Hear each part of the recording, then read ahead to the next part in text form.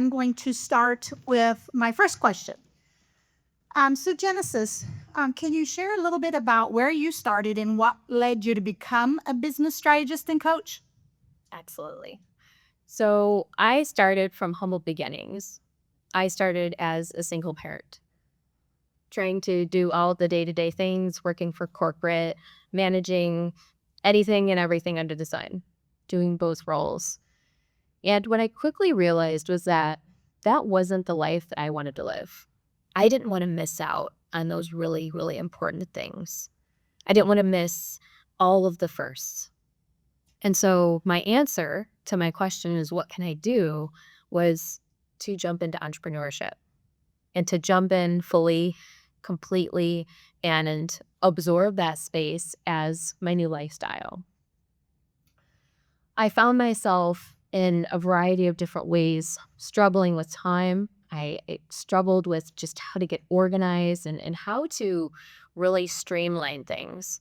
But what was really cool was that I started to understand that when I fully stepped into that role, that there was nothing that was stopping me but myself.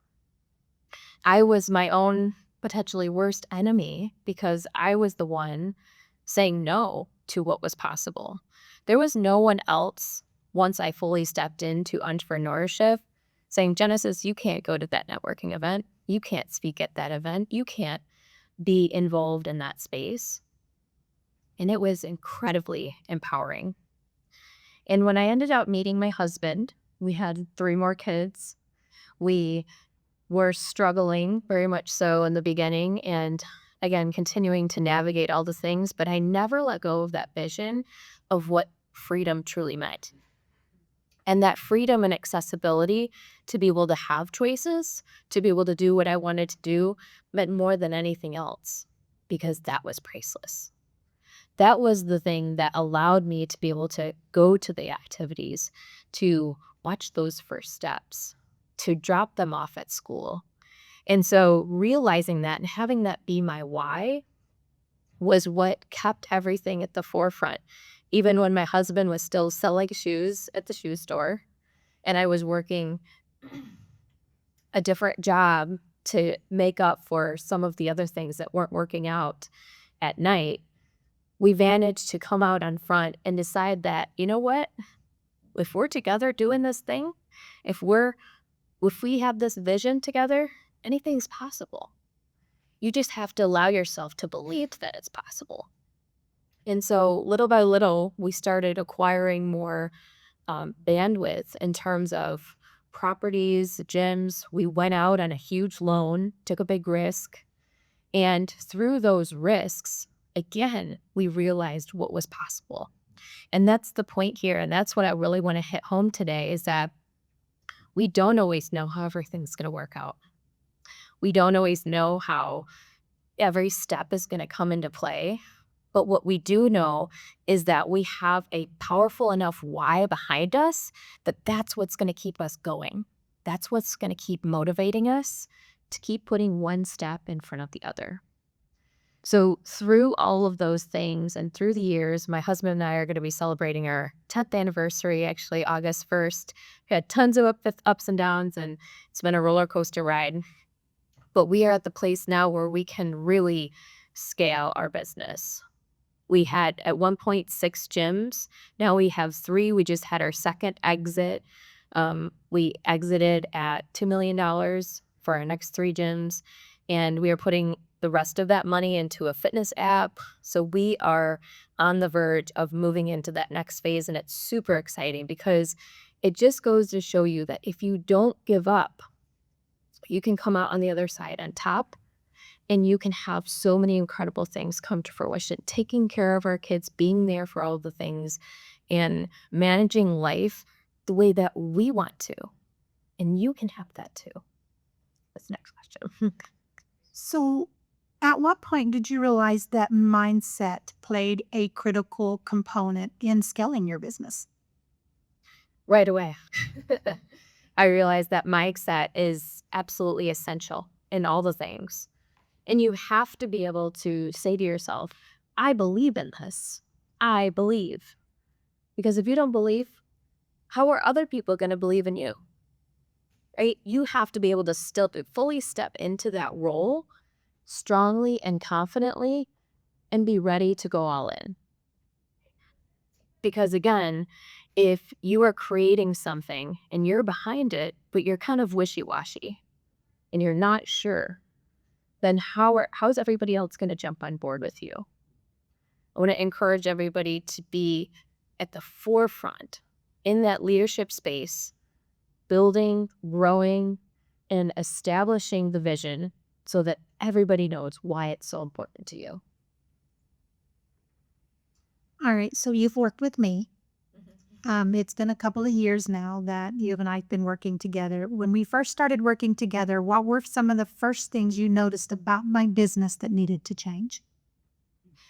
So, as you know, Melinda has her heart on her sleeve.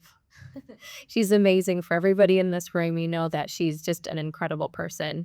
She wants to be everything for everyone. And what I noticed most about her was that time was always of the essence.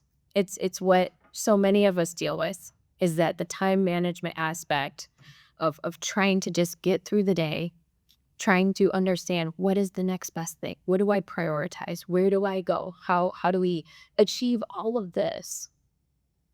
And through that overwhelm, I think what she started to realize is that her identity became wrapped up in her business.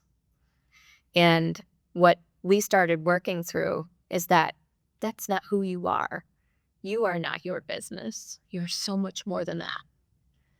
You're a faith-driven, beautiful person that's changing the world. And everything that you do every day is making impact. You are making such a difference. And when you start to reframe the way that you do life, way that you are operating your business, everything changes. Thank you. Can you now share with our audience some of the strategies that you helped me implement that had the biggest impact to help me grow my business to multiple six figures? So we really started attaining a framework. And that was the thing I think that set the tone for where Melinda started and where she is today. And we started really clearly defining from a time management perspective. When we sat down and started doing the audits, where is your time going? Where is the time going? Because so much of the time we don't even know. We wake up, we hit the ground running, we go from one thing to the next, to the next, to the next. Well, we aren't completely clear on exactly what happens during that time.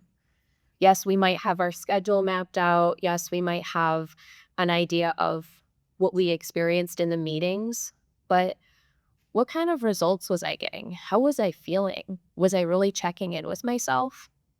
And this just isn't about business. So that's what I want us to really get to today, that this is not just about running a business. This is about your well-being. This is about you thriving every single day, feeling good about the work that you do, and not feeling burned out every day. That's no way to live. Then you're scrambling from one thing to the next, to the next, to the next, and then you're setting yourself up to be in a situation where you've built a business that you've grown to hate. You want to be able to have a business that lights you up and gets you excited when you wake up in the morning. And I feel like that's what we've been able to accomplish so much more, because Melinda at times has been able to completely step away from her business. We've set up systems and created frameworks so that she's now able to fully step away by replicating the things that she's doing, building out a phenomenal team, and developing the right kinds of operations that are essential for the scaling phase that she's in now. And I will say, my children, I have 4 little girls, and my husband are much happier because of it. So it's highly recommended.